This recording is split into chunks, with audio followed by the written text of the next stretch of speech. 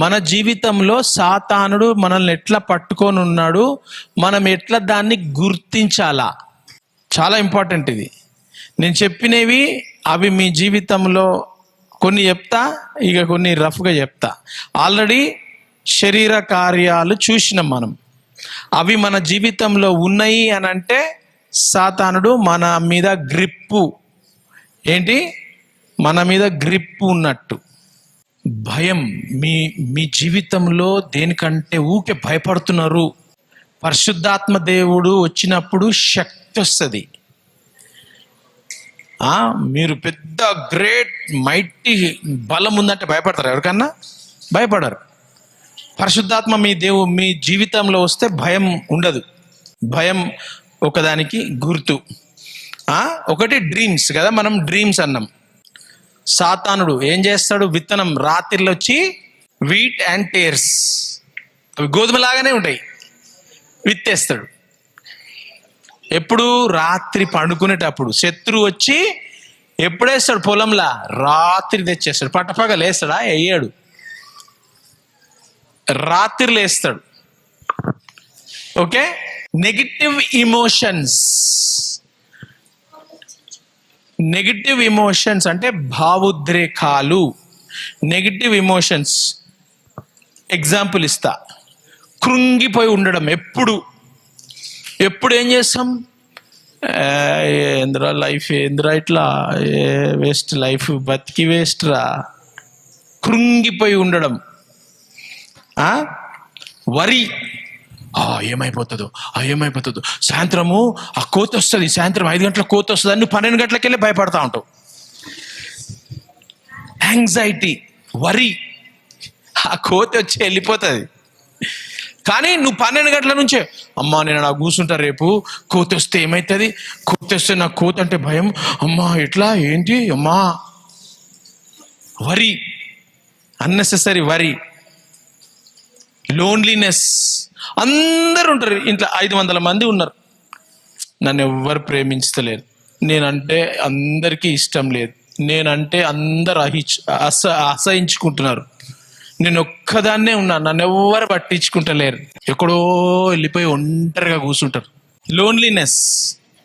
ఇవన్నీ గుర్తులు. ఇవన్నీ సాతానుకి మన జీవితంలో ఉండే సెల్ఫ్ డిస్ట్రాక్షన్. మనల్ని మనం డిస్ట్రాయ్ చేసుకోవాలి. డిఫైల్డ్ అంటే చాలా చెడుకి సంబంధించిన కోరికలు. చెడు చేయాలని కోరికలు. ఏంటి? చెడు చేయాలని కోరికలు. ఆ దయ్యం పట్టినోడు, సేన దయ్యం పట్టినోడు ఏం చేసిండు? కోసుకున్నాడు, కొట్టుకున్నాడు, గాయం చేసుకున్నాడు, తన్ను తాను గాయం చేసుకున్నాడు. అట్లా మీరు చేసుకుంటున్నారంటే సాతాను యొక్క ప్రభావం మీ మీద ఉంది. కొన్ని అడిక్షన్స్, బానిసగా అయిపోతూ ఉంటాం. చెడు తలంపులు, ప్రతిసారి చెడు తలంపులు వస్తుంటాయి. వాడిని చూడంగానే వాడిని కొట్టేసేయాలా, వాని తలకాయ తీసేయాలా, వాని కన్ను బీకేసేయాలా అని చెడు తలంపులు వస్తూ ఉంటాయి. అర్థమైందా? దీని గుర్తు ఏంటంటే సాతానుడు మీ జీవితంలో ప్రభావం చూపిస్తూ ఉన్నాడు. నెక్స్ట్, ఈ నాలుక ఉంది కదా, అంత డేంజర్. నీ నోరు ఆగదనమాట. ఏంటి? నీ నాలుక అద్దులో పెట్టుకోలేం.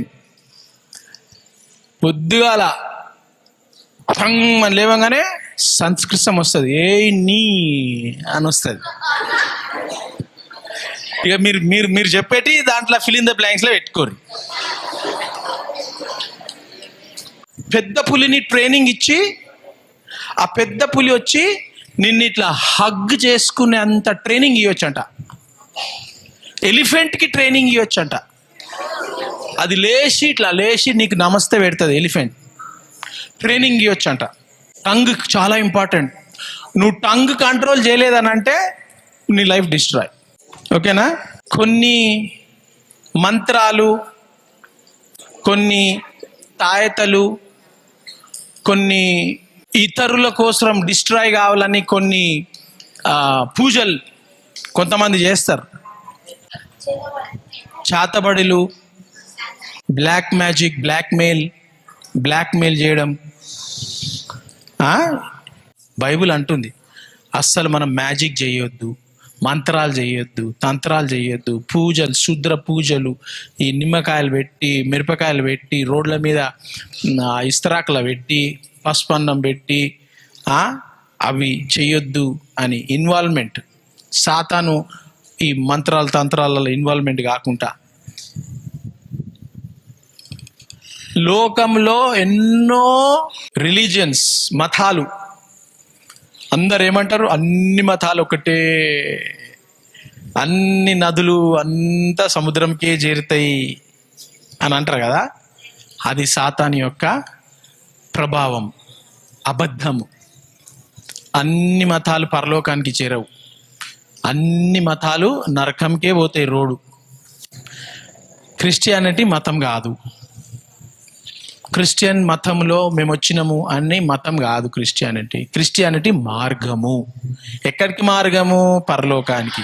అన్ని మతాలు పరలోకాన్ని తీసుకుపోవు, అన్ని మతాలు నరకానికి తీసుకుపోతాయి. యేసు ప్రభు I am the way, the truth and the life అన్నాడు. నేనే మార్గము పరలోకానికి, దేవునికి. నేనే నిజమైన దేవుణ్ణి, సత్యాన్ని. నేనే జీవాన్ని, ఇటర్నల్ లైఫ్.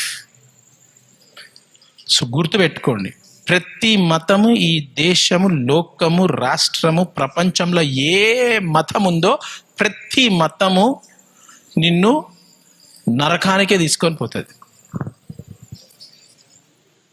క్రీస్తుని నమ్మితే పరలోకానికి వెళ్తావు. క్రైస్తత్వం మతము కాదు. అందరు అప్లికేషన్లో వాట్ రిలీజియన్ ఆర్ యూ అని అంటే క్రిస్టియన్ అని అంటారు. అది లోకంలా నువ్వు క్రిస్టియనా, హిందువా, ముస్లిమా అని దానికి రాస్తారు, కానీ క్రైస్తత్వం మతం కాదు, అది మార్గము. ఎవరైతే ఏం కాదులే నువ్వు నమ్ముకో, పోతావు, అక్కడికే పోతుంది. అన్ని నదులు ఏం చేస్తాయి, ఆ నది ఈ నది అంతా వచ్చి సముద్రంలో కలుస్తాయి కదా. అట్లనే అందరు దేవుళ్ళు ఒకటే దగ్గరికి, పరలోకానికి పోవు. జాగ్రత్త, యేసుక్రీస్తు మాత్రమే. ఓకే. ఎడతెగక రోగాలు వస్తూ ఉంటాయి. పొద్దుగాల ఒక నొప్పి వస్తుంది, మధ్యాహ్నం ఒక నొప్పి వస్తుంది, డిన్నర్ టైంకి ఒక నొప్పి వస్తుంది. మమ్మీకి ఒక రోగం ఉంటుంది, డాడీకి ఇంకో రోగం ఉంటుంది, తమ్మునికి ఇంకో రోగం ఉంటుంది, చెల్లెకి ఇంకో రోగం ఉంటుంది. ఇంట్లో పెంచుకున్న కోడికి ఒక రోగము, కుక్కకి కూడా ఒక రోగం ఉంటుంది. అంటే దాని గుర్తేంటి? సాతానుడు పట్టేసిండు అనమాట. ఏంటి? అట్లా మీ ఇంట్లో ఉన్నారు ఎవరన్నా, ప్రతి ఒక్కరికి ఏదో ఒకటి ఉన్నది అనంటే దోషము. రోగాలు, ప్రతి ఒక్కళ్ళకు రోగాలు ఉన్నాయి అనంటే అది దోషము. దాని గుర్తేంటి? సాతాను మమ్మల్ని పట్టుకొని ఉన్నాడు అనే ఒక గుర్తు. ఓకేనా? కంపల్సివ్ బిహేవియర్ అంటే బాగున్నావాక అంటే అట్లా బిహేవియర్ అనమాట. అంటే సడన్ గా కోపం వచ్చేస్తుంది, సడన్ గా మూడంతా బిహేవియర్ చేంజ్ అయిపోతూ ఉంటుంది. అర్థమైందా? కారణం లేకుండా బిహేవియర్ చేంజ్ అయిపోతుంది. అర్థమైందా? Next, useless. ఎందుకు బతికినావు నువ్వు బతికి వేస్ట్, నీ జీవితం వేస్ట్ అని స్వరాలు వినిపిస్తూ ఉంటాయి. చెవులో ఒక స్వరం వినిపిస్తుంటుంది. అరే చచ్చిపో, బతికెందుకు, వాడిని కొట్టు, వాడిని దొంగతనం చెయ్యి. ఆటోమేటిక్గా వచ్చేస్తూ ఉంటాయి. అవి ఆటోమేటిక్గా స్వరాలు వినిపిస్తూ ఉంటాయి. ఆ స్వరాలు అట్లా వినిపిస్తున్నాయి అంటే జాగ్రత్తగా మీరు దాన్ని ఏం చేయాలా? బైండ్ చేయాలా. యేసు నామంలో స్వరము పోవునుగాక అని చెప్పి బైండ్ చేయాలా. ఓకేనా? కొన్ని ఇట్లా వస్తువులు ఇట్లా తిరుగుతూ ఉంటాయి రూమ్లో, నీ ముందే తిరుగుతూ ఉంటాయి. కొంతమందికి, అందరు కాదు. కొంతమందికి ఇట్లా కిటికీ తెరుచుకోవడం, ఆ కిటికీ తెరవదు, అది ఆత్మీయంగా డ్రావర్స్ ఓపెన్ క్లోజ్ అవుతుంటాయి. ఇంట్లో డ్రాయర్ ఉంటుంది కదా టేబుల్కి, అది ఓపెన్ క్లోజ్ అవుతుంటాయి. కొంతమందికి నిమ్మకాయలు వచ్చి కనిపిస్తుంటాయి. నిమ్మకాయలు రాత్రిలా ఇట్లా వస్తాయి ముంగటికి, నిమ్మకాయలు ఇటు ఇటు తిరుగుతూ ఉంటాయి మూతి దగ్గర. రాత్రిలా మిరపకాయ, ఎర్ర మిరపకాయ కనిపిస్తుంది, పచ్చడి అనుకొని తినేవు. చాలామందికి కొన్ని కళలలా ఎవరో అమ్మమ్మ, నాన్న, తాత, మమ్మీ ఎవరో వచ్చి తినిపిస్తారు కొన్ని. జాగ్రత్తగా ఉండండి, తినకండి. కళలలా వచ్చి తినిపిస్తూ ఉంటారు. కళలలా కొన్ని విషయాలు, చేయని విషయాలు చేస్తారు. అవన్నీ సాతాను శక్తులు. అమ్మమ్మ, నాన్నమ్మ చచ్చిపోయిన వాళ్ళు కళల రారు.